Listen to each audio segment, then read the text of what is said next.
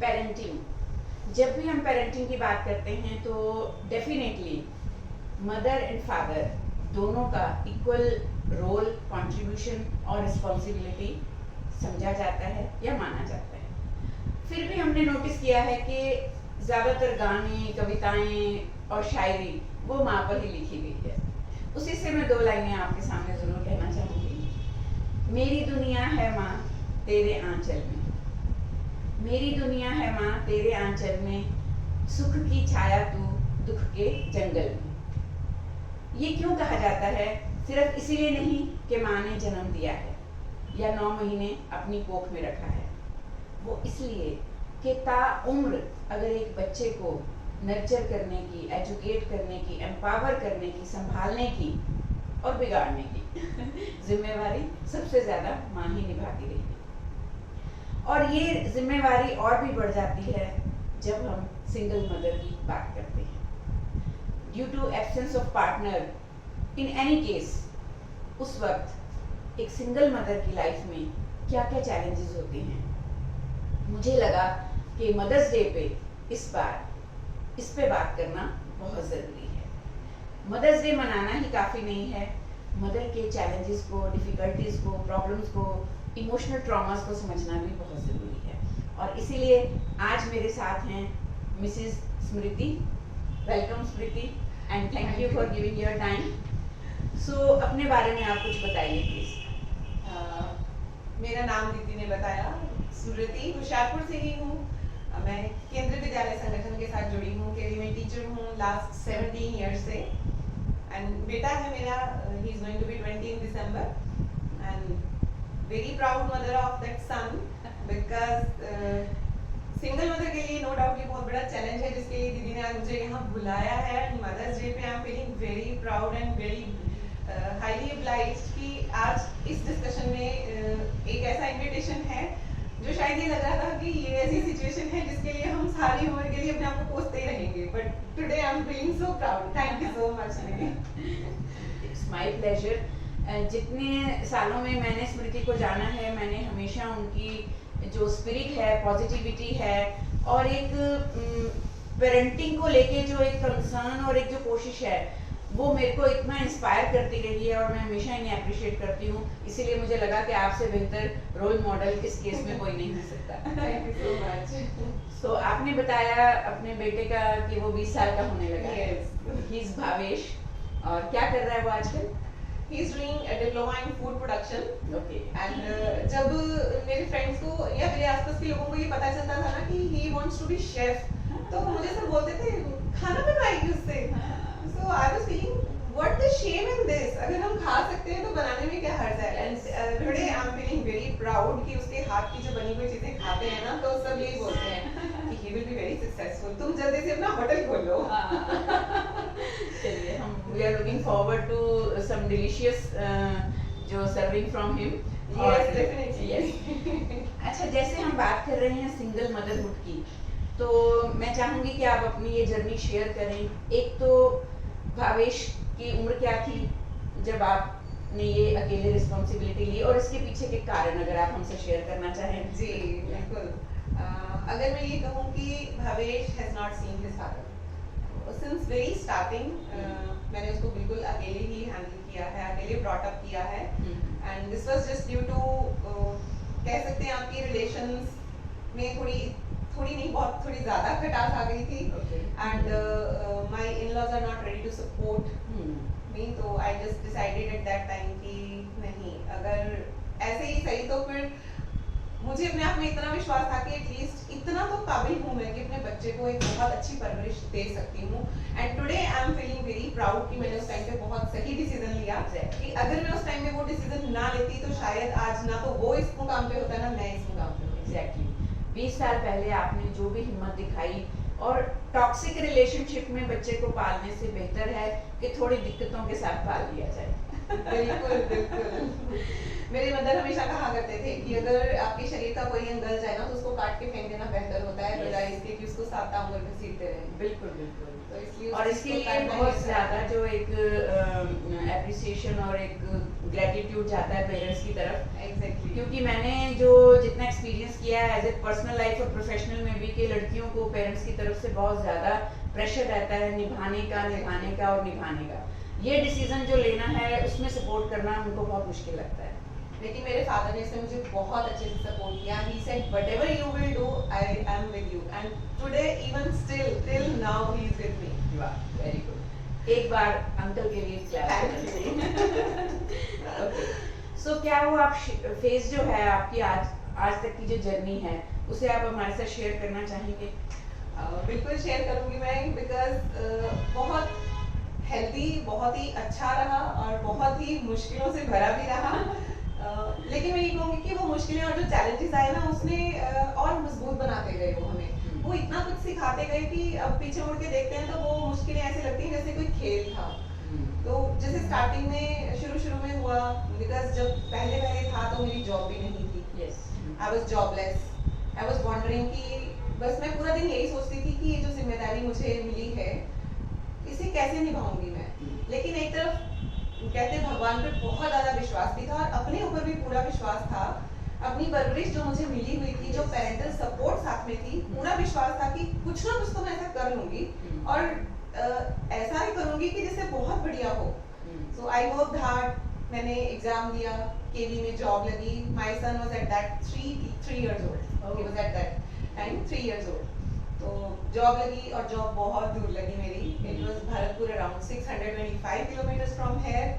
2 दिन आने जाने में लगते थे हमें यहाँ से। और ये बहुत छोटा था और क्योंकि यहाँ पे तो मम्मा और पापा की पूरी सपोर्ट थी, पूरी केयर थी और ये मम्मा का, अपनी नानी का बहुत लाडला था, बहुत ज्यादा। And then we shifted there. वहाँ पे भी इवन मम्मा पापा साथ में गए मेरे। बट मेरे मदर को बहुत ज्यादा जॉइंट पेन की प्रॉब्लम थी एंड वहाँ पे बहुत दिन, क्या 1 महीना भी नहीं रह पाए। She was not well there. तो हमें ये डिसाइड करना पड़ा कि उन्हें हमें वापस आना पड़ा, बिकॉज उस दौरान में हमारे पास कोई चॉइस भी नहीं थी, हमारे पास कोई ऑप्शन भी नहीं थी, because we were only 2 sisters. लेकिन मैं ये कहूँगी कि हमारे पेरेंट्स ने हमें बिल्कुल भी कभी ये महसूस नहीं होने दिया कि हम लड़कियां हैं। हमारा ब्रॉटअप ही ऐसे हुआ कि हम बिल्कुल लड़कों की तरह यहाँ तक पहुँच पाए हैं, बिल्कुल डटे हुए। और उसके बाद फिर धीरे धीरे करके सोसाइटी के प्लस माइनस सब सामने आते गए। कुछ ऐसी चीजें फेस करनी पड़ी जिनके बारे में कभी सोचा भी नहीं था, जो मतलब कभी दिमाग में भी नहीं आई थी। और कुछ ऐसी चीजें थी जो कभी एक्सपेक्टेड ही नहीं थी कि ऐसे हेल्प भी मिल सकती है, सपोर्ट सिस्टम की भी हेल्प। हाँ बिल्कुल, बिकॉज एक ऐसी जगह पे मेरी जॉब लगी थी जिसका हमने नाम भी नहीं सुना था। It was in Bharatpur. हाँ, हालांकि बर्ड सेंचुरी है वहाँ पे, लेकिन सुनना और जाके रहने में बहुत ज्यादा फर्क है। और वहाँ का एटमॉस्फेयर, वहाँ का पानी वगैरह भी हमें बिल्कुल सूट नहीं किया। I stayed there for 1.5 year और वो 1.5 साल पूरा भावेश बीमार रहा just because of water there. तो वहाँ पे हमें मिनरल वाटर खरीद के पूरा टाइम गुजारा करना पड़ा। उसके बाद मेरी ट्रांसफर हो गई यहाँ पे आदमपुर एयरपोर्ट स्टेशन में। I stayed there for 10 years. मैं ये कहूँगी कि मेरा जो फ्रेंड सर्कल था, जो मेरा कलीग्स थे, जो मेरे जितने भी मेरे फ्रेंड्स थे, और मेरे फ्रेंड सर्कल में जैसे कि दीदी तो बहुत ज्यादा, इनको तो मैं फ्रेंड नहीं, ये तो मेरे मदर सिस्टर पता नहीं क्या है, जो भी रिलेशन का नाम दे तो मैं हमारे लिए। तो आप सबकी इतनी सपोर्ट और इतनी मोटिवेशन रही, क्योंकि भवेश आपके कैंप्स में आता था, he was feeling so dilated. और इनका ऐसा सपोर्ट सिस्टम मिला कि जितनी भी मुश्किलें, जितनी भी अड़चने मेरे रास्ते में आई ना, सबको पार करके चलते चले गए। आज हम यहाँ पे आपके सामने बैठे हैं। I am so proud of this association. और मैं जैसे पहले भी कह रही थी कि आपकी जर्नी हमने बड़ी क्लोजली वॉच की है और इसीलिए हम इंस्पायर्ड भी फील करते हैं और बहुत कुछ सीखा भी है मैंने आपसे। मैं ये पूछना चाहूँगी कि बिगेस्ट चैलेंज आपकी लाइफ में बीइंग ए सिंगल मदर, क्योंकि ऐसे तो मुश्किलें हम बात करने लगेंगे 20 साल की तो जर्नी में बहुत सारी होंगी, लेकिन एक अगर हम बिगेस्ट चैलेंज की बात करें कि जिसने फ्रस्ट्रेट भी किया और मतलब भूलता नहीं है, कोई है ऐसा चैलेंज? बहुत ज्यादा फ्रस्ट्रेटेड चैलेंज शायद नहीं है, बिकॉज हमारी शायद परवरिश ये रही है कि मेंटली बहुत स्ट्रांग रखा फादर थे। तो कभी चैलेंज को उसको एज अ चैलेंज ही देखा, प्रॉब्लम नहीं देखा, वाह, और क्या चैलेंज बात। को ऐसे एक्सेप्ट किया कि आ जा, देखते हैं तुम भी कब तक हमें तंग करता है। क्या बात है। तो मेरे लिए शायद सबसे यही बिगेस्ट चैलेंज था, सब लोगों को ये समझाना कि एक अकेली लेडी बच्चे को पाल सकती है, because there was pressure on me for second marriage. Obviously मेरे फादर की तरफ से बिल्कुल भी नहीं था, I must say। रिलेटिव्स बहुत ज्यादा पीछे पड़े, Society and relatives। हाँ, सोसाइटी एंड रिलेटिव्स बहुत थे, लेकिन मेरे फादर की एक ही चीज थी कि I am with you, whatever you will decide I am with you. तो वो एक बिगेस्ट चैलेंज था, और उस टाइम पे मुझे सबको समझाना थोड़ा सा मुश्किल हुआ कि एक अकेली लेडी बच्चे को बहुत अच्छे से पाल सकती है, बिकॉज उस टाइम पे जैसे हमारे पंजाबी में वर्ड एक बोलते हैं ना, छुट्टड़ जनानी, तो मुझे उस टाइम वो चुभा जब Yes। मुझे ये बोला गया ना कि छुट्टड़ जनानी की ना कोई लाइफ नहीं होती है, वो उसको ना मैंने वो चुभा तो उसको भी चैलेंज बना लिया कि अब छुट्टड़ करके जनानी दिखाऊंगी। करके ही दिखाऊंगी करके कि दिखाऊंगी। बहुत अच्छे से कर सकते हैं। Great great. वो एक इरिटेटिंग मोमेंट था मेरे लिए सबको, हम्म। बस वो एक ही बार आया, उसको बहुत चैलेंजली मैंने हैंडल किया, और देन आज तक कभी दोबारा मुझे वो फेस नहीं करना पड़ा। Very good. इसीलिए कहते हैं कि आपका माइंडसेट, आपकी अपनी सोच कि आप किसी चीज को कैसे एक्सेप्ट करते हो, रेसिप्रोकेट करते हो, वो उस पर डिपेंड करता है। अगर आप प्रॉब्लम को प्रॉब्लम समझ के नहीं अपना नहीं लो, लेकिन उसे किक करो, तो वो अपने आप आपकी जिंदगी से किक आउट हो सकती है। कोई ऐसा सोशल सेटअप में नेगेटिव एक्सपीरियंस रहा हो? बिकॉज मेरे ज़िंदगी में कभी कोई इस तरह की परेशानी नहीं आई, पर मैंने एज ए प्रोफेशनल और पर्सनल लाइफ में सिंगल मदर्स और जो भी लेडीज़ की शादी नहीं हुई या जिन लड़कियों ने डिसीजन ही लिया कि हमें मैरिज नहीं करवानी, तो बहुत सारे चैलेंजेस आते हैं, स्पेशली मेल फ्रेंडशिप को लेकर। एग्जैक्टली। तो मैं जानना चाहूँगी कि कुछ ऐसा कल्चर आपको फेस करना पड़ा इन योर सेटअप, क्योंकि आप पढ़ाती भी हैं, कोलीग्स भी होंगे। मेरे कलीग्स हैं, और I am very lucky to have those colleagues, because colleagues में मेल फीमेल दोनों हैं, दोनों हैं। बट आई मस्ट से कि बहुत सपोर्ट मिला मुझे, सबसे ही बहुत सपोर्ट मिला। एंड यहाँ पे हाँ एक चीज मैं जरूर कहना चाहूंगी कि पॉजिटिव नेगेटिव कहते हैं, हर एक चीज का होता है। तो अगर मैं मेन को लेके चलूं तो मेरे लिए मेन ही पॉजिटिव रहे हैं और मेन ही नेगेटिव रहे हैं, बिकॉज मेन की अगर मैं पॉजिटिविटी की बात करूं तो सबसे पहले and foremost is my father. Yes. He is role model for me, तो वो मेरा अभी तक का भी पूरा सपोर्ट सिस्टम है। और अगर कभी कुछ नेगेटिव हुआ है, जैसे कि मैंने ये नॉर्मली नोट किया है, किसी को जैसे जब भी पता चलता है ना कि आप अकेले हो, तो आपको एक ही नजर से देखते हैं, और उनकी इस सोच से उनको आपको बाहर निकालना it's very tough. Yes, they find you available. हाँ, they take you very leniently। Yes। मतलब आप बस उसी चीज के लिए बने हो ना, being a female, you are just present for them for that thing only। तो वो चीज even today also, अभी भी, और मुझे बहुत हैरानी होती है ये देख के कि there is no age limit for that। Yes, limitless है।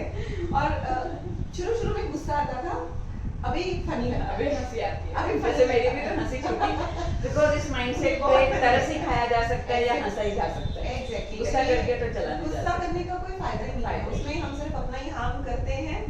आपको लेकिन हंसी आती है, बट मैं ये कहना चाहूंगी कि प्लीज इस मेंटल सेटअप से बाहर आइए। Yes। Ladies are not only for simple single thing. आज बहुत आगे निकल चुके हैं, एग्जैक्टली। बहुत आगे निकल चुके हैं। तो मेरी लाइफ में ये पॉजिटिव नेगेटिव दोनों मैन ही रहे हैं, यस।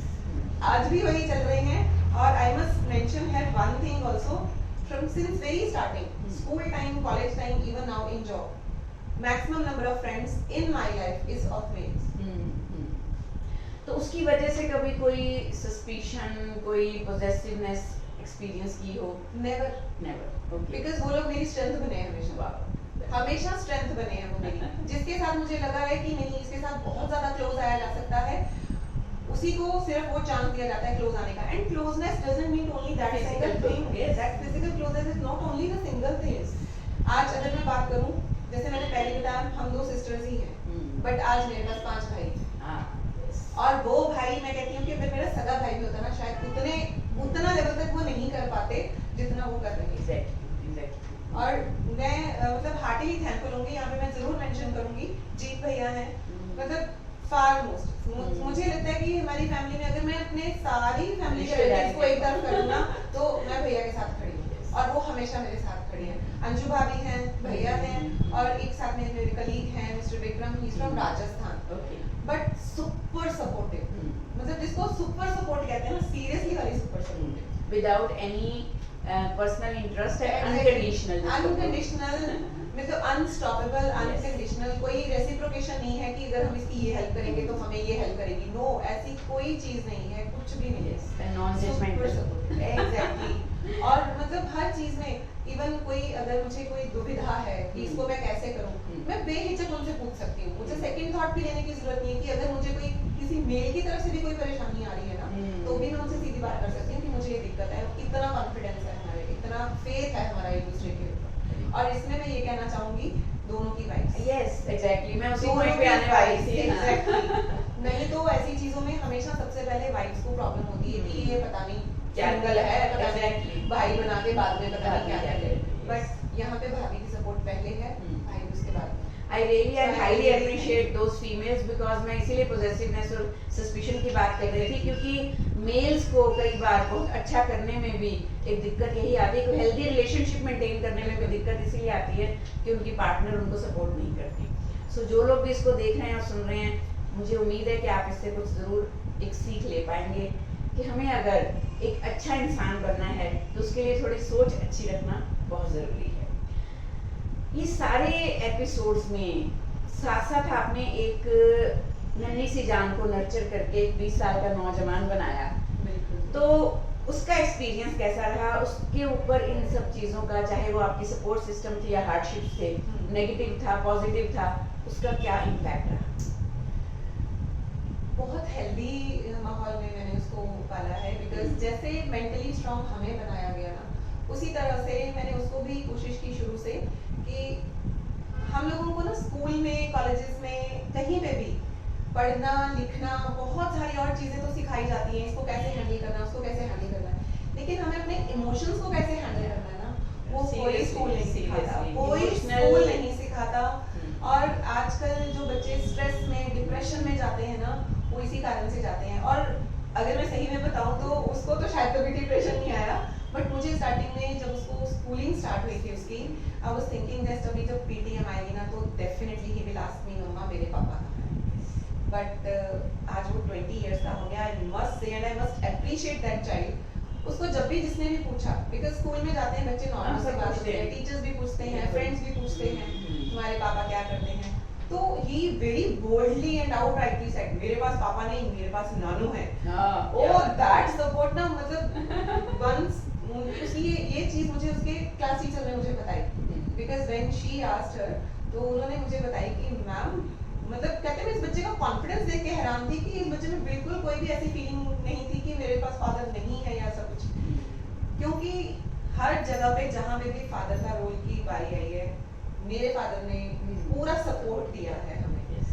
तो वो चीज एक मुझे लगती थी कभी कभी कि शायद उसकी लाइफ में उसको शायद ये कभी कभी कमी महसूस हो, कभी वो मुझसे पूछे, even I asked him many times कि तुम्हें लगता है you need, he said no, why to, what is the reason, कोई जरूरत ही नहीं है, मतलब किस चीज के लिए जरूरत होती है फादर की उसकी पता ही नहीं, एग्जैक्टली, बिकॉज उसे हमेशा इवन मेंटल, फिजिकल, हर तरह की इमोशनल सपोर्ट मिली है। एंड जब भी कोई ऐसा टाइम आया है when he was very upset from outside और कुछ ऐसा, तो इस चीज के लिए he is very open, very open with me।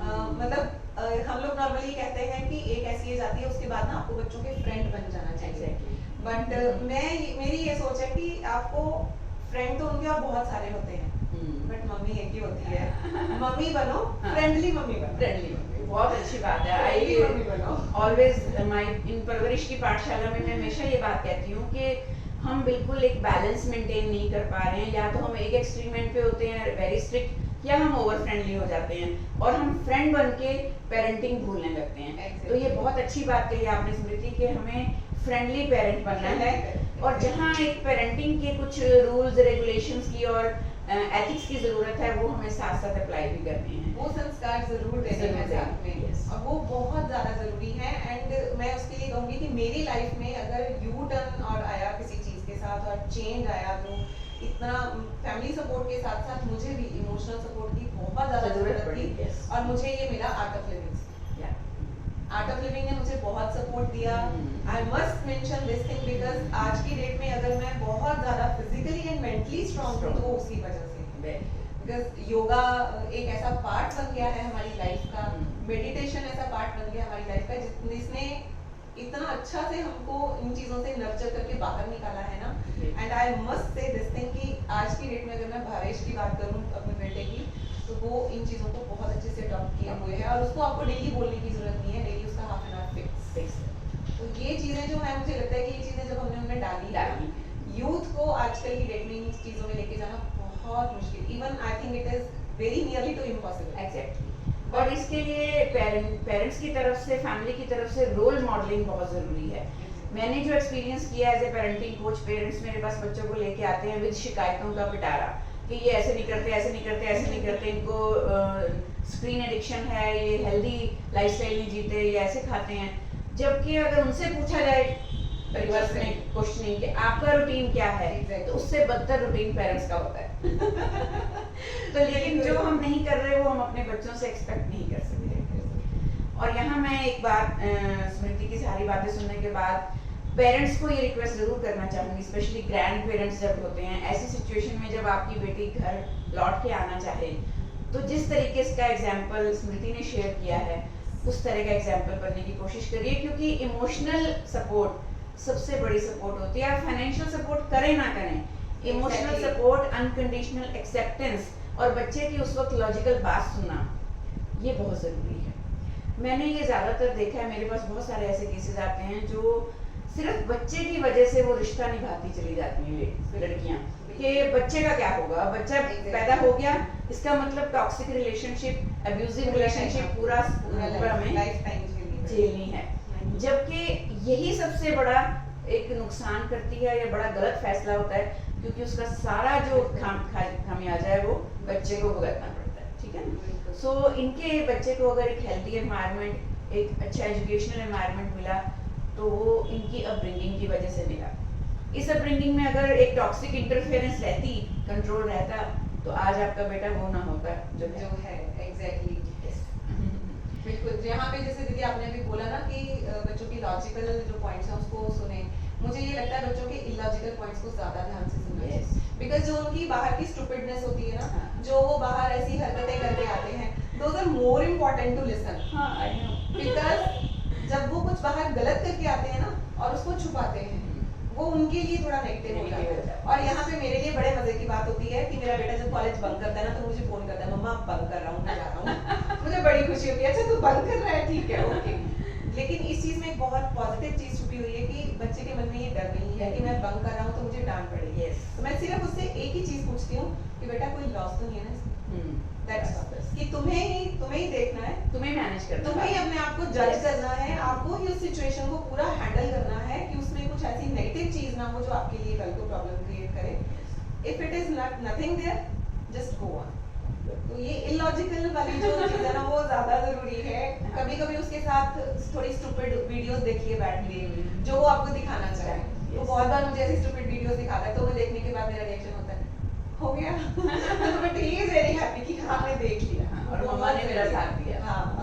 Actually मैं जो लॉजिकल बात कर रही थी वो that was about that girl as a mother जो अपने ससुराल को छोड़ के पेरेंट्स के पास आना चाहती है। उसके कुछ वैलिड रीजंस होते हैं, उसके कुछ वैलिड एक्सपीरियंसेस होते हैं, ट्रॉमेटिक एक्सपीरियंसेस। हाँ, वो पर्सनल एक्सपीरियंसेस होते हैं। Sometimes those can't be explained in words. Exactly. आप वर्ड्स में नहीं बता सकते आप क्या फेस कर रहे हो, लेकिन एज अ पेरेंट ना, पेरेंट तो शायद अपनी बेटी की शक्ल देख के भी जान लेते हैं कि वो आपका एक्सपीरियंस है ना, इसलिए आपको लगता है। लेकिन मैंने वो चेहरे देखे हैं जिनकी दुहाई देने के बाद भी पेरेंट्स उस चीज़ को सप्रेस करते हैं और वापस भेजने के लिए उनकी पूरी जिद्दोजहद लगी होती है कि यू शुड गो बैक। तो आज उन पेरेंट्स को भी एक मैसेज जरूर देना चाहेंगे हम लोग कि आप उन्हें विद ओपन आर्म्स जो है वो वेलकम करिए। सिंगल पेरेंटिंग चैलेंजेस के बारे में आपने मुझे बताया, लेकिन अगर हम सिंगल मदर्स को जो अभी इस जर्नी में शायद आने का सोच रही हैं, हौसला नहीं कर पा रही, या अगर आ चुकी हैं, तो कोई एक ऐसा स्किल जो आपको लगता है कि बहुत जरूरी है, जिसकी वजह से आप यहाँ तक खुशी खुशी पहुंचे। खुद का मदर का एक्सपीरियंस। सिर्फ एक ही वर्ड बोलूंगी, have faith and confidence in you can do it. आप अगर ये डिसीजन लेने वाले हैं या ले चुके हैं, just be confident about yourself, आप वो कर सकते हैं। कुछ भी ऐसा नहीं है जो इम्पॉसिबल है, because impossibility itself is I am possible. Yes, very good, thank you so much Smriti. और मुझे बहुत अच्छा लगा कि आपने मेरे एक शॉर्ट इनविटेशन पे आने के लिए आज का टाइम फिक्स किया, और मुझे उम्मीद है कि हमारे व्यूअर्स को, स्पेशली उन फीमेल्स को जो एक जिद्दोजहद से गुजर रही हैं कि शुड आई मूव ऑन और शुड आई स्टे बैक, तो उनको कुछ ना कुछ जो एक पॉजिटिव लेसन्स, कुछ हौसला ज़रूर मिला होगा। दो हमारा ये बिल्कुल भी पर्पस नहीं है कि हम किसी की फैमिली लाइफ डिस्टर्ब करें या किसी भी एक फीमेल को सिंगल पेरेंटिंग के लिए उकसाएं या एनकरेज करें, लेकिन अगर आपकी लाइफ में ट्रॉमा, एब्यूज, वायलेंस कुछ भी चल रहा है तो उसे सिर्फ बच्चे की वजह से भुगतने की ज़रूरत नहीं है। एक मदर जो है वो एक बच्चे की, एक सोसाइटी की, एक देश की और पूरे ग्लोब की स्ट्रेंथ बन सकती है, और वो पूरी ताकत ईश्वर ने एक माँ को देके भेजी है। So we wish happy Mother's Day to each and every mother around the globe. Thank you so much. Thank you.